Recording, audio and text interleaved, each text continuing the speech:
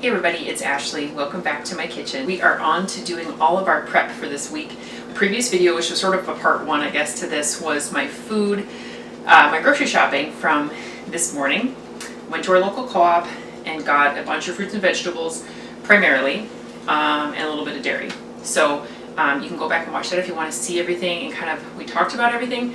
Not everything is going to be prepped in this video. So if you want to see everything I got, go check it out. But we're going to prep a lot of stuff. I got bread this morning, which I felt a little torn about because we didn't have any. So the first thing I'm going to do is make some bread. Before that, I have brand new sprouted wheat berries that I made earlier this week. I'm going to make some flour so we can get our bread going.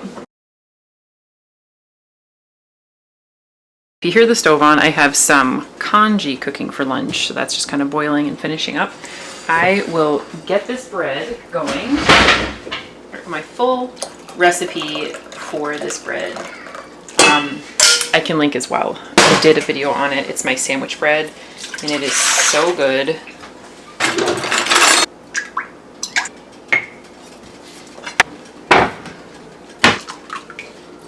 Okay, so this is my wet mixture. It's just got olive oil, honey, brown sugar, salt, milk, oil, water.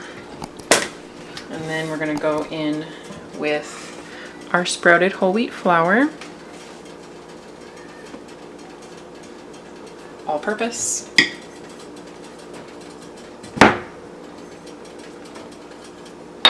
Yeast, and get this mixed up.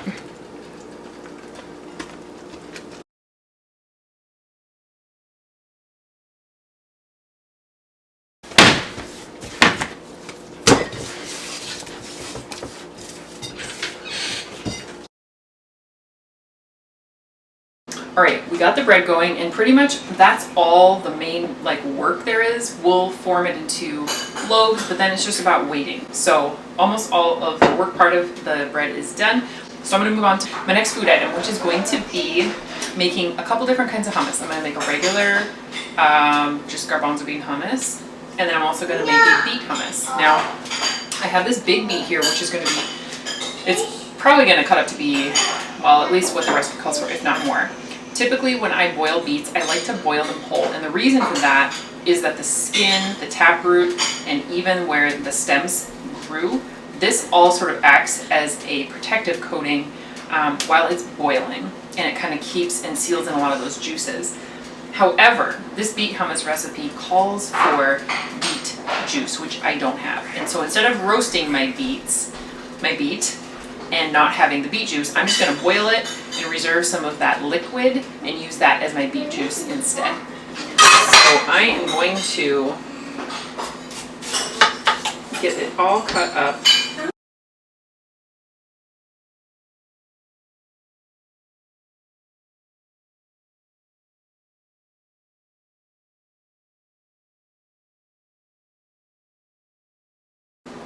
Okay, I went ahead and peeled the beet too, because even if you roast the beet, you usually split that skin off anyway. So I went ahead and peeled it, and I got it in some hot water to boil. So while that's boiling, that's going to take a little bit, I'm going to work on some other preparation over here and just prep up some vegetables.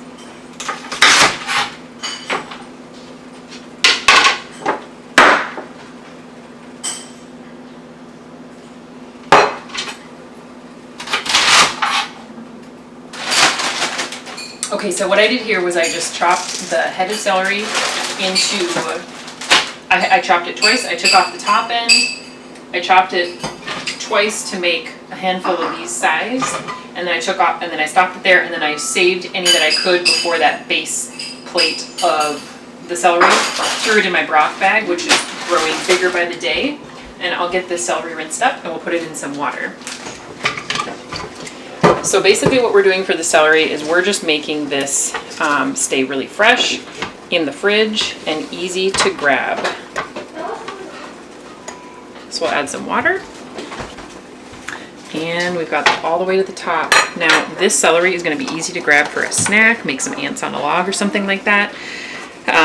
If I want to chop it up and use it in a recipe, it's already rinsed. I get rid of all that messy packaging in our refrigerator, and it's going to keep it fresher than it would in that bag. And then the stuff that I'm going to use in my broth is fresher too, because I bought it today, I chopped it up and I got it in the freezer.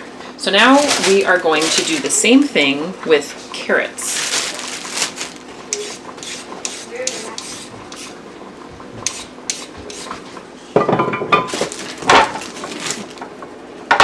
So when I get these rainbow carrots from the store, they only come in a rainbow bag. They don't come where you can buy, you know, the separate colors. So I'm gonna pull out the purple ones and just do those today. And then I combine all my extra carrots into this bag, so it kind of reduces the packaging.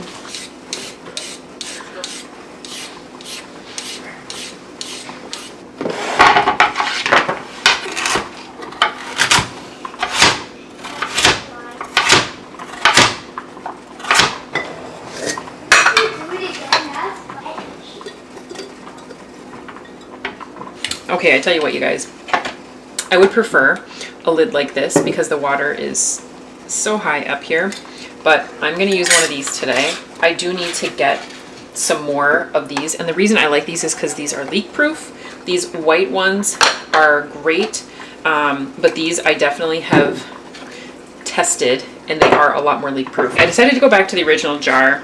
I think I just had enough carrots. I had a couple extra in the bag plus leftover, so I'm going to use the big jar. And look at that liquid just from that little bit of time that it was sitting, just a little bit of time that these carrots were sitting in that water. Okay, there we go.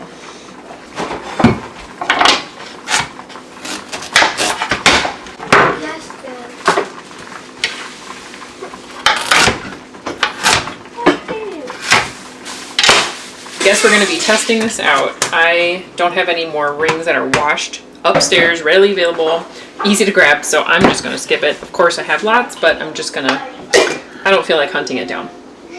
The beets are done. The bread is done rising, so I'm going to address those two things. First the bread, then we'll move on to the hummus.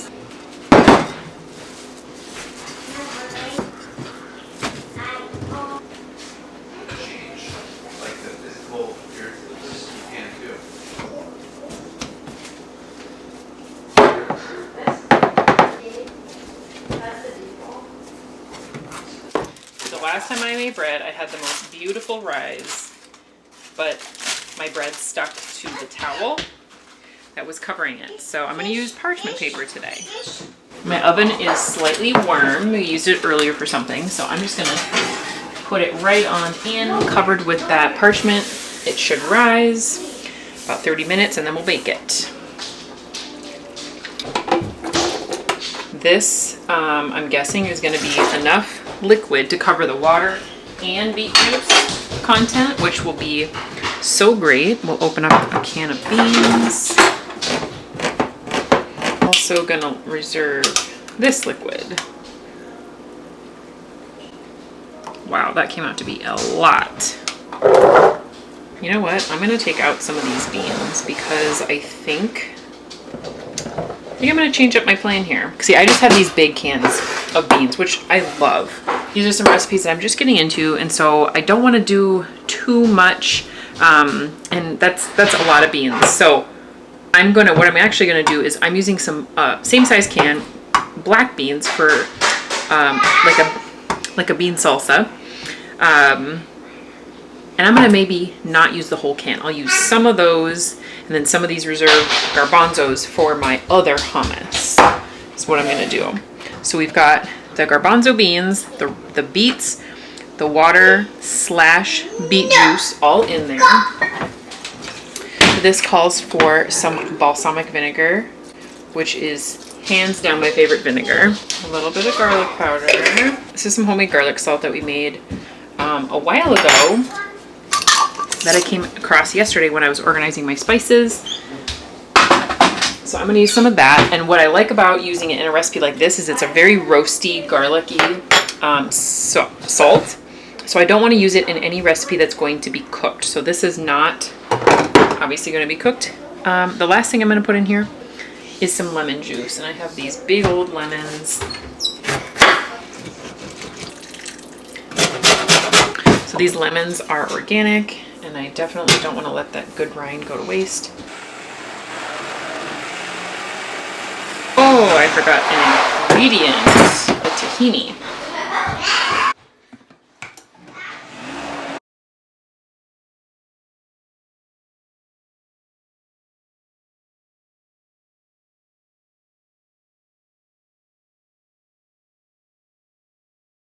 I have a lot going on the counters right now, but I don't want to put the hummus stuff away yet. So I actually am going to drain and rinse these black beans. Okay, and I'm going to put in however much I want to use for my bean salsa.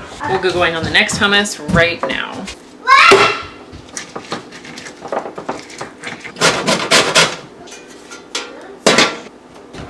So that is the same as the other one. We're gonna put in, instead of the beet juice and the water, we are gonna put in the bean liquid, which I think is called aquafaba, and it makes this super creamy.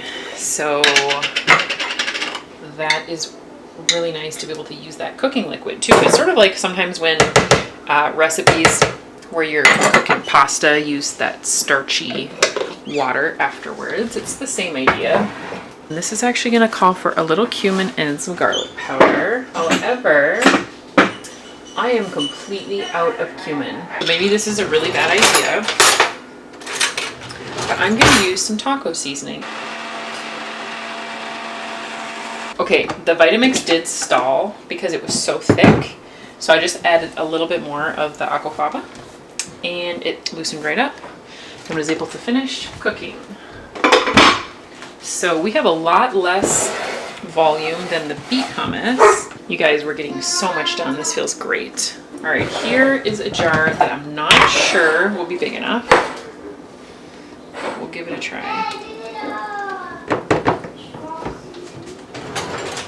Wow, you guys. Okay, I just totally licked the spoon. That flavor is out of control. The umami is to the top. I'm gonna leave the lid off so it can cool down. In fact, both hummuses I'm gonna end up leaving out on my counter a little longer than the rest of the food here. Oh my gosh, you guys, look at this. 2 awesome hummuses, and this beet hummus is so pretty. Kids just see it and it just looks so good. They try it and it tastes great. All right, get these beans put away. I'm going to put in some corn to this jar, and this will be just a fun thing to be able to add on to salads or snacking or whatever. I've got a white lid for this one, and then the rest of the corn going in the bean salad. All right, just got the red peppers and the jalapenos chopped up. Now the jalapeno is a little spicy, so we'll see how the kids do with that one.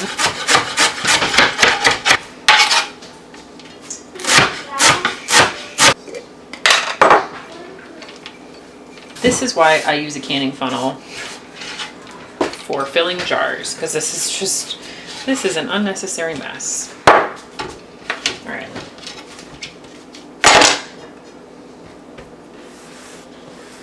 We need to get the dressing for this stuff mixed up.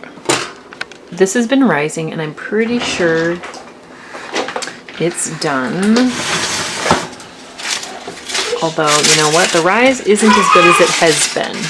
Maybe I'll let it go a little longer. I think I'm gonna leave the light on in the oven because that will kind of heat it up a little bit. You get that bread to rise just a little bit more. Going with that same garlic salt. It's really adding some amazing flavor to these recipes. And the cumin substitute worked really well. It worked really well to add that taco seasoning instead. So that's what I just did here. I did not add any raw onion to this. Sometimes I can handle some raw onion, but I just decided to add some onion powder instead.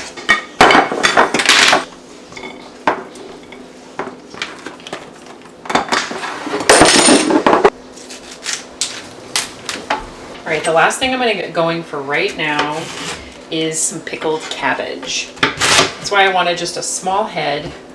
because I don't want a huge amount.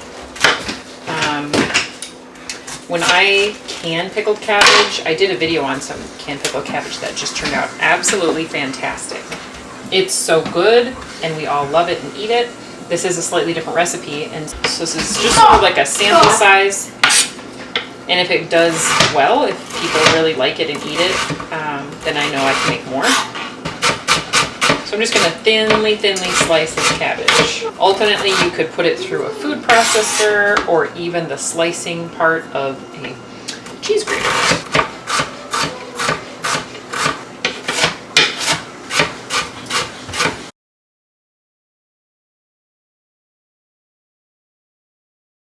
All right, this is a true quick pickle, pickled cabbage, but it can sort of generally be referred to as a pickle. I'm gonna put a little salt in there. Totally optional. Completely not necessary. Okay, that's my oven, just finished preheating. The bread looks like it's ready to go. And that was pretty much the last thing on my list today of things I wanted to for sure get done. I got the lid for my beet hummus that I'll wait, and then the regular hummus. It's feeling pretty good. This one is still a lot warmer. This, of course, had the hot beets in it. Next time, maybe I'll rinse those under some cool water just to cool them down before putting them in that jar so that it doesn't have to go through the cooling down process in the same way. All right, you guys, we're all done with our stuff for today. The bread is baking in the oven, and when that's done, I'm just gonna let it cool down, but I think I'm done with this for the day. We really made a lot of stuff, and I think that it's gonna make our week go a lot easier. It's gonna really bring in a lot of nutrition into our diets.